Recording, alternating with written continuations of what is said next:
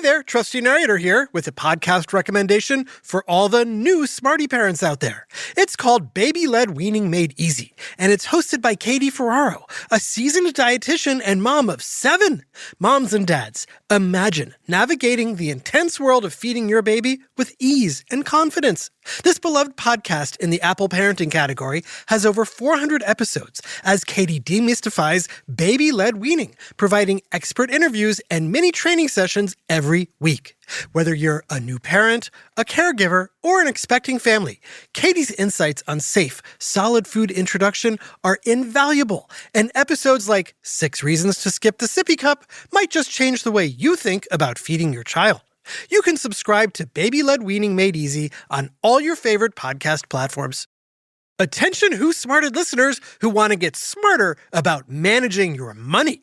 Her Money is the leading female-led personal finance podcast that will have you on the path to truly understanding your finances. Hosted by Jean Chatzky, former financial editor of NBC's Today Show and a New York Times bestselling author, Her Money boasts over 400 episodes and a global audience. Featuring influential guests like author Ramit Sethi, Senator Tammy Duckworth, champion swimmer Diana Nyad, and more, host Jean and her expert guests discuss everything from investment strategies to career growth to lifestyle tips.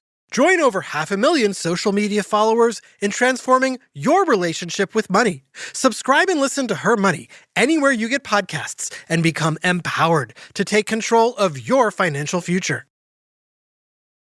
Lunchtime. As I've said before, I love lunch. Let's open my WhoSmarted lunchbox and see what we've got. Yes, it's my favorite, PB&J. What about you, kid? You like peanut butter and jelly sandwiches? Yum! Oh yeah? How do you like it? With crunchy or creamy peanut butter? Grape or strawberry jelly? Or a mix of both? Do you prefer white or whole wheat bread? I'm a whole wheat guy myself. Crusts on or cut off? Do you smear peanut butter on one side of the bread and jelly on the other and mash them together? Or do you mix the peanut butter and jelly in a bowl before smearing it on? Do you add honey, bananas, or bacon to it? Ever heard of Elvis Presley? He was a big rock and roll star a long time ago. Elvis loved peanut butter, banana, and bacon sandwiches so much that they named it the Elvis. First, take a whole loaf of French bread and slather it with butter. Butter. Then toast it up till it's crispy brown. Then slice it the long way. Hollow out the insides and fill one half with an entire jar of the creamiest creamy peanut butter. And the other half with an entire jar of the grapiest grape jelly. Oh, yeah. Then top it off with 1 pound of crispy fried bacon. Mash it together and 8,000 calories of PB&J heaven. Oh, yeah, y'all. No matter how you slice it, PB&Js are yummy and satisfying. But where did the idea for peanut butter and jelly first come from? Is a PB&J healthy for you? And are Americans the only people who eat so many of them? It's time for another whiff of science on WhoSmarted? WhoSmarted? Who's smart? Is it you? Is it me?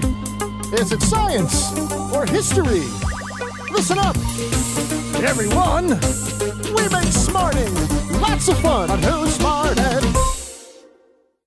It may be a lunchtime staple today, but that wasn't always the case, and it's not really an obvious combination. So who first thought to put peanut butter and jelly together? To find out, let's break down the 3 main ingredients of your typical PB&J. Say them out loud with me.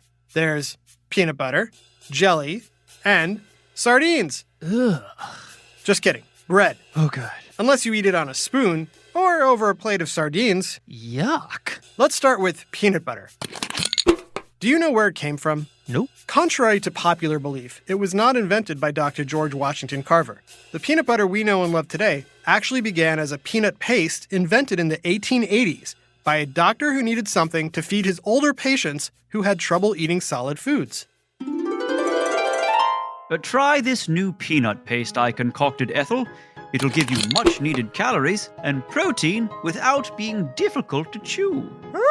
delicious. I don't even need teeth. The new peanut paste was introduced to the public at the 1893 World's Fair in Chicago, where it was deemed a food of the future.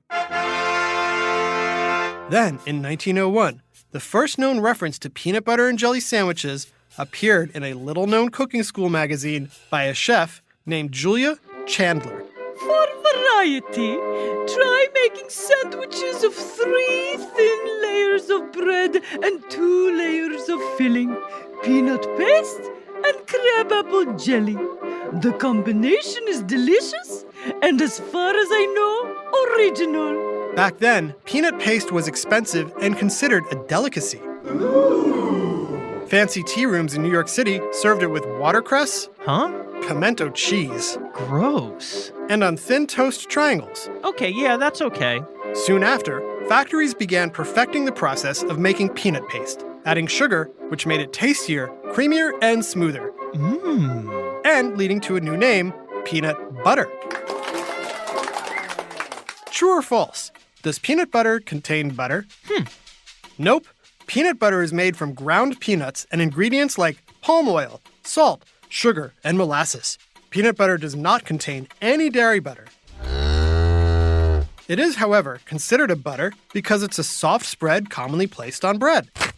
Soon, peanut butter was mass-produced, making it less expensive and more attractive to grocery stores who began stocking it on their shelves. Where's the peanut butter aisle? The question is, now that Americans had access to all this peanut butter, what were they going to do with it? What would you do with it? Enter Otto Rauwetter, an American inventor who would not only change the future of peanut butter, but the world. People love bread, but hate having to cut it. Darn it. What if I took a loaf of bread and pre-sliced it for my customers? That way, kids can make sandwiches without fear of cutting themselves with sharp bread knives. This could be the greatest invention since... The wheel. Thanks to Otto's bread slicing machine, sliced bread filled kitchen pantries across the country, and Americans began looking for new spreads to put on it. Peanut butter was a natural choice. During the Depression, the combination of low cost, high nutrition, and ease of assembly made peanut butter sandwiches extremely popular with kids. There was just one problem. It sticks to the roof of my mouth. It's hard to swallow. If you've ever eaten a mouthful of peanut butter, you know the feeling. Sure, a glass of cold milk can help, but a good sandwich shouldn't rely on needing milk to enjoy it. If only there was something else that could make peanut butter easier to swallow, something sweet and squishy and tasty, what could this mystery ingredient be? I know, sardines. Just kidding. Can you say jelly to the rescue? But what is jelly? I don't know. A few years before peanut butter sandwiches became popular, a man named Paul Welch discovered a way to puree Concord grapes and turn them into a jelly he called Grape-A-Laid. During World War II, the government added 2 new items to the military rations menu, peanut butter and Grape-A-Laid, but they weren't originally intended to be eaten together. You see, soldiers had a limited food supply. Along with the peanut butter and Grape-A-Laid, they also got a slice or 2 of bread. It wasn't long before some adventurous eaters decided to get creative. Listen up, men! I've got an idea! You take your 2 slices of bread, you smear peanut butter on one and Grape-A-Laid on the other. Then you smash them together, and boom! You got yourself a lightweight, easy-to-pack snack you can bring on long marches right up to the front lines. I call it the peanut butter Grape-A-Laid sliced bread sandwich. Well, I don't know, Sarge. That sounds like a mouthful. Oh, fine. Call it peanut butter and jelly for all I care. But there's no way that'll ever catch on. Oh, infantry. But catch on it did. And when the troops returned home, they wanted more of this magical sandwich, causing peanut butter and jelly sales to skyrocket. Kids loved it because it tasted great. Yummy! And parents loved that it was nutritious and easy to make. I packed you a PB&J. It was perfect for college students and families on a budget, too. Soon, PB&Js were a fixture in American cuisine. Question: how many PB&Js does the average American eat in their lifetime? Is it A, around 100, B, 1,000, C, 3,000, or D, 1,000,000? Stick around to find out. Hello, Smarty fans. As WhoSmarted listeners, you've heard me talk a lot about digestion and what's going on inside your tummy. That's because your whole body's health starts in your gut. But did you know 61% of people experience digestive discomfort? Everything from bloating and constipation to gastrointestinal irritation. I know, not fun. Luckily, I found Seed's DS-01 Daily Synbiotic. It sets a new standard in probiotics that not only provides relief from occasional digestive discomfort, but also supports healthy gut immune function and promotes smooth, clear, healthy skin. As someone who loves going with his gut, I use Seed's DS-01 Daily Synbiotic every day as part of my daily routine to benefit my gut, skin, and heart health. So listen to your gut with Seed's DS-01 Daily Synbiotic. Go to seed.com/25smarted and use code 25smarted to get 25% off your first month. That's 25% off your first month of Seed's DS-01 Daily Synbiotic at seed.com/25smarted, code 25smarted. Want to take a quick break and unwind from your day? Check out Quotidian Tales, an assemblage of short stories that tell tales from regular life. Pioneered by a group of bonding buddies, hardworking homemakers, mushy mothers, and potpourri professionals, you're sure to find a story that resonates with you and gives you a sense of community. Check it out at www.quotidiantales.com. That's QUOTIDIAN tales.com. And now, back to WhoSmarted. So, how many PB&Js does the average American eat in their lifetime? Well, a recent survey estimated that most Americans will devour close to 3,000 peanut butter and jelly sandwiches in their lifetime. 2,984 to be exact. Who's counting? If you stack that many peanut butter and jelly sandwiches on top of each other, it would be taller than the Statue of Liberty. Whoa. And our obsession starts young. The average American gets their first taste of a peanut butter and jelly sandwich at the age of 4. Yum! Here's something I bet you didn't know. Huh? PB&Js are actually good for the planet. Peanuts take much less water to produce than many other crops, and they add beneficial nutrients to the soil. And if you're allergic to peanuts, there are peanut-free peanut butters that you can enjoy. Yet, despite being healthy, environmentally friendly, and popular in America, the rest of the world hardly eats them at all. Oh well, their loss. Did you know in America, April 2nd is officially Peanut Butter and Jelly Day? Oh yeah. But obviously that's not the only day to enjoy one. They're good anytime. Ain't that right, Elvis? This is the best sandwich in the whole country. No, the world. Looks like Elvis has left the building.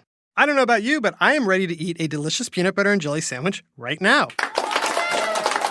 But first, a reminder, we thrive when our community grows. So please tell a friend about WhoSmarted. And Mom and Dad, if you can take 2 minutes next time you're online and leave us a great review on Apple Podcasts, that would be insanely helpful. Now for some credits. This episode was written by Jason Peanut Williams. The episode was performed by Dan Bromfield, Jason Williams, Charlotte Cohn, Imogen Williams, and narrated by this guy, Jelly Colbert. Technical direction and sound design by Josh Hahn, and the episode was recorded and mixed at the Relic Room Studios. Theme song by Brian Suarez, and the lyrics were written and performed by Adam Tex Davis. WhoSmarted was created and produced by Adam Tex Davis and Jerry Colbert, and it is an Atomic Entertainment production.